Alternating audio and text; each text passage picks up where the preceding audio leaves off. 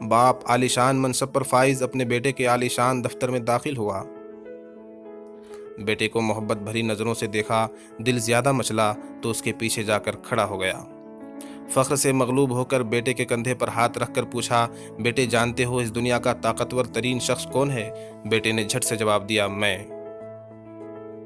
باپ کو حیرت سے ایک جھٹکا لگا، تاکید کے لیے ایک بار پھر پوچھا، بیٹے اس دنیا کا طاقتور ترین شخص کون ہے؟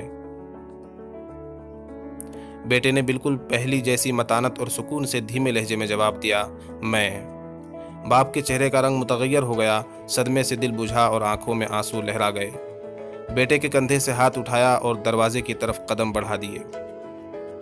دفتر کے دروازے پر ایک بار پھر رکا، مڑ کر بیٹے کو دیکھا اور پھر سے پوچھا، بیٹے اس دنیا کا طاقتور ترین شخص کون ہے؟ بیٹے نے بغیر کسی توقف کے کہا، آپ۔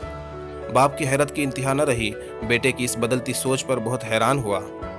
تھوڑے سے قدم واپس مڑ کر اندر آ کر آہستگی سے پوچھا، تھوڑی دیر پہلے تمہارے خیال میں تم اس دنیا کے طاقتور ترین شخص تھے اور اب تم میرا نام لے رہے ہو؟ بیٹے نے کہا، جب آپ کا ہاتھ میرے کندھوں پر تھا تو میں اس دنیا کا طاقتور ترین شخص تھا، اور اب جب آپ کا ہاتھ اٹھ گیا ہے اور آپ دور جا کر کھڑے ہو گئے ہیں تو میں تنہا رہ گیا ہوں، کیونکہ میرے لیے تو دنیا کے طاقتور ترین شخص آپ ہی ہیں۔